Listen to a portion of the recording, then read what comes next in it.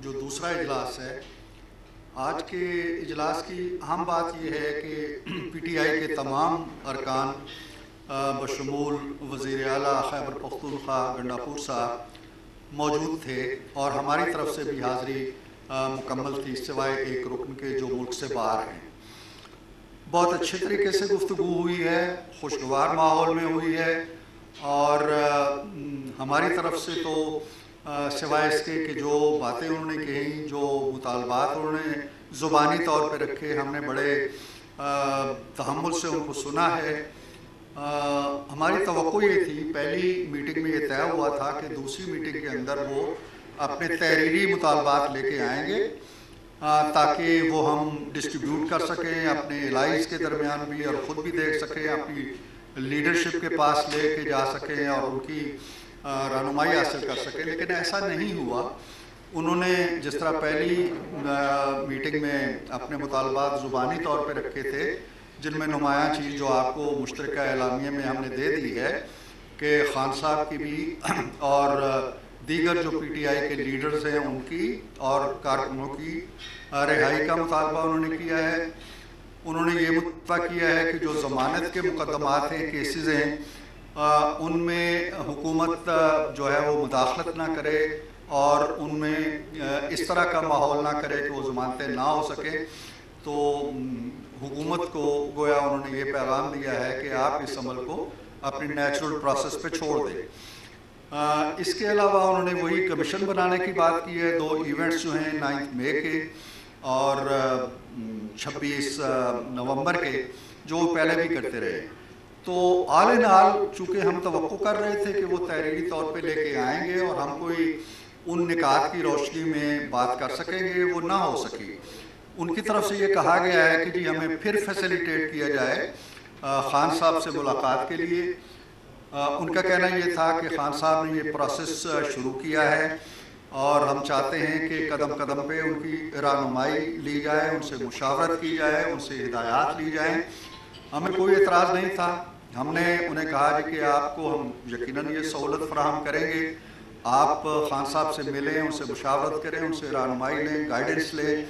انہوں نے کہا جی کہ یہ سارا کچھ کرنے کے بعد ہم جو تیسری میٹنگ ہوگی اس کے اندر اپنے تحریری مطالبات یا چارٹر آف ڈیمانڈز جو ہے وہ لے کے آئیں گے۔ تو ہماری طرف سے اس پہ کوئی اعتراض نہیں ہوا۔ ہم نے کہا جی کہ بالکل ٹھیک ہے۔ اس کے لیے انہوں نے ٹائم مانگا ہے جی کہ تقریباً 1 ہفتے کے اندر ہمارا پروسیس پورا ہو جائے گا تو ہم اگلی میٹنگ کا جو ہے آپ کو بتائیں گے اور اس تاریخ پہ رکھ لی جائے۔ سو عملاً اب یہ مذاکرات تقریباً 1 ہفتہ آگے چلے گئے ہیں، اور حکومت کی طرف سے کوئی ایسی چیز نہیں ہوئی ہے جو مذاکرات کو آگے لے جانے کا سبب بنی ہو یا تاخیر ہوئی ہو۔ یہ ان کی اپنی ضرورت ہے اور ہم سمجھتے ہیں کہ یہ ایک جائز ضرورت ہے۔ انہیں یقیناً خان صاحب سے رہنمائی چاہیے، اور اس کے لیے ہم جو ان کی مدد کر سکتے ہیں، جو سہولت دے سکتے ہیں وہ دے رہے ہیں، اور ہم توقع رکھتے ہیں کہ اگلی دفعہ جب وہ آئیں گے تو اپنی سالڈ ڈیمانڈز کو تحریری شکل کے اندر، بلیک اینڈ وائٹ کے اندر، جیسا کہ آج انہوں نے کمٹ کیا ہے، وہ لے کے آئیں گے تاکہ ہم رسمی طریقے سے اور ایک باضابطہ انداز میں مذاکرات کو، گفتگو کو، بات چیت کو آگے چلا سکیں۔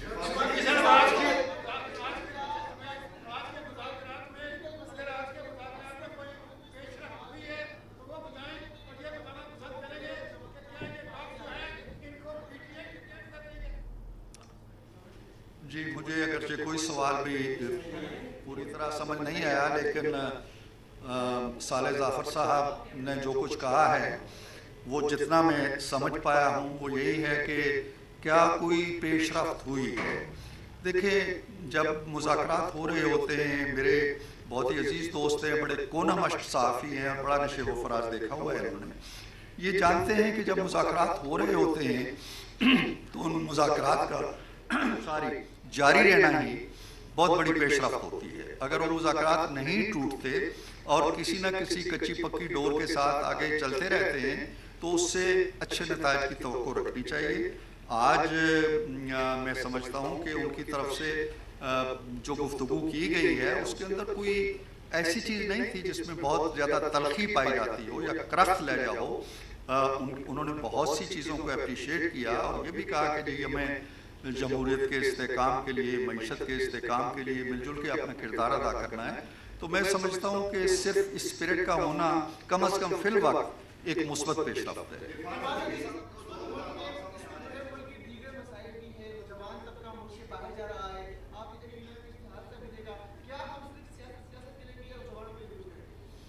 میں نہیں سمجھتا ہوں کہ سوال کا تعلق ہمارے آج کے مذاکرات سے ہے۔ یقیناً یہ مذاکرات بھی جو ہو رہے ہیں ان کے پیش نظر بھی یہی ہے کہ ملک کے حالات جو ہیں ان کے اندر ایک ٹھہراؤ آئے اور ملک آگے بڑھے، جو کہ اللہ کے فضل و کرم سے بہرحال آگے بڑھ رہا ہے۔ لیکن یہ جو آپ کہہ رہے ہیں اس طرح کے معاملات آج نہیں ہیں، برسا برس سے پیش ہیں ہم۔ جب تک ہماری معیشت مستحکم نہیں ہوگی، جب تک نوجوانوں کے لیے مواقع نہیں نکلیں گے اور جب تک نوجوانوں کے لیے ایک سمت کا تعین نہیں کر دیا جائے گا تو یہ ایشوز رہیں گے۔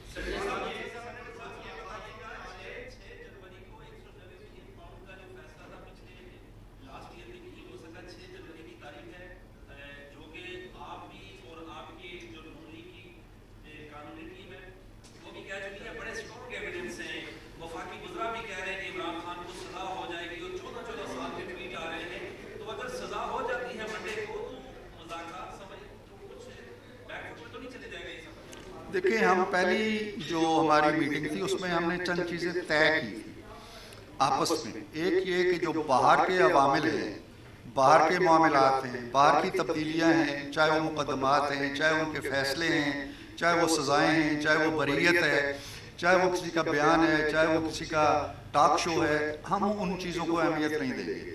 ہم اس کمرے کے اندر جو ایک فضا ہم نے بنائی ہے اس کو جاری رکھیں گے۔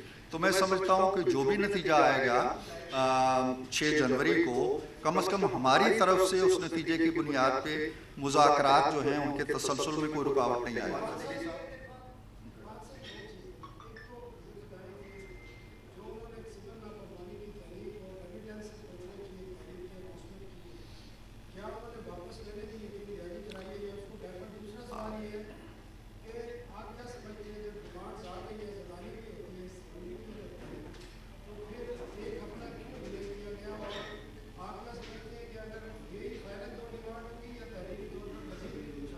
دیکھیں نا، جہاں تک آپ کے دوسرے سوال کا تعلق ہے، یہ ہماری طرف سے کچھ نہیں کہا گیا کہ ایک ہفتہ آگے لے جائے۔ یہ ان کی ڈیمانڈ ہے جنہوں نے مطالبات لے کے آنے ہیں۔ ہو سکتا ہے کہ وہ ان مطالبات میں مزید تراش خراش کرنا چاہتے ہوں، نئے سرے سے کوئی ترجیحات بنانا چاہتے ہوں۔ مجھے نہیں معلوم کہ ان کے پیش نظر کوئی بات ایسی ہوئی ہوگی کہ جس کے پیش نظر وہ چاہتے ہیں کہ معاملہ 6-7 دن آگے چلا جائے۔ ہماری طرف سے نہیں ہے۔ ہماری طرف سے مطالبات آئے ہوتے تو پھر ہم کہتے جی کہ ان مطالبات پہ غور کرنے کے لیے، اپنی لیڈرشپ کے پاس لے جانے کے لیے، وکلاء سے مشورہ کرنے کے لیے ہمیں اتنا ٹائم چاہیے۔ اس کی نوبت نہیں آئی۔ ابھی آپ یوں جانیے کہ جو گیند ہے وہ انہی کے کورٹ میں ہے۔ پہلا سوال کیا تھا آپ کا؟ ہاں، وہ اس سلسلے میں نہ ہم نے کوئی ضمانت چاہیے ان سے، نہ ہم نے کوئی گلہ کیا ہے ان سے، نہ ہم نے ان سے کہا ہے جی کہ آپ یہ کال واپس لیں۔ یہ ان کی ثواب دید پہ ہم نے چھوڑا ہوا ہے۔ وہ اگر اس کو مناسب سمجھتے ہیں کہ مذاکرات بھی چلتے رہیں، سول نافرمانی بھی چلتی رہے، پاکستان کی معیشت کو روکنے کے لیے وہ جو اقدامات کرنا چاہتے ہیں وہ بھی کرتے رہیں، یہ ہم ان پہ چھوڑتے ہیں۔ ہم نے کوئی مطالبہ نہیں کیا کہ جی اس کال کو واپس لیں۔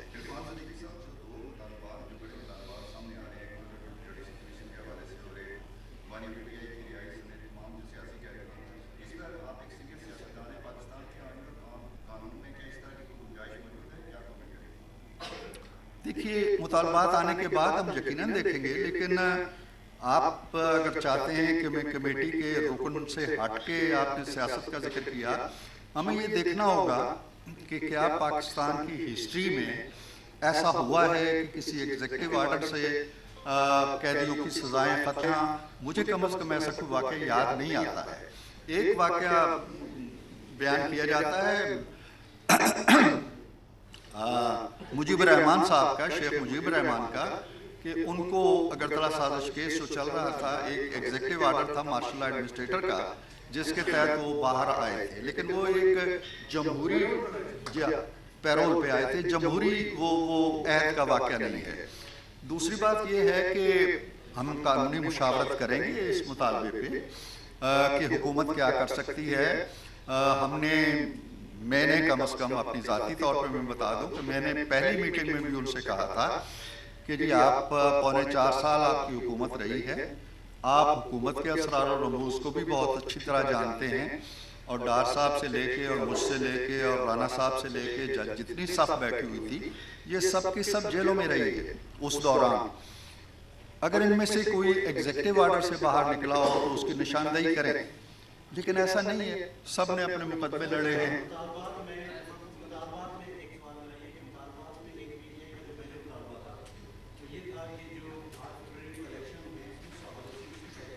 اس پہ کوئی بات نہیں کی انہوں نے، نہ 8 فروری کے الیکشن پہ کوئی بات کی ہے انہوں نے، نہ 26ویں ترمیم پہ کوئی بات کی۔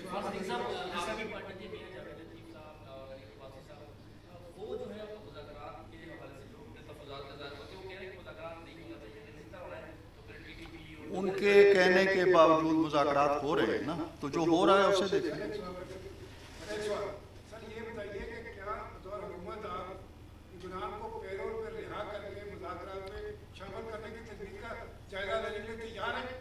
اس طرح کی کوئی ڈیمانڈ ان کی طرف سے نہیں آئی کہ وہ بھی مذاکرات کی ٹیبل پہ بیٹھنا چاہتے ہیں اور ان کو پیرول پہ رہا کریں۔ اگر ایسی کوئی ڈیمانڈ ان کی طرف سے آئے گی تو پھر ہمارے جو متعلقہ شعبے ہیں، قانونی شعبہ ہے یا وزارت داخلہ ہے، وہ اس پہ اپنا انپٹ دے گی۔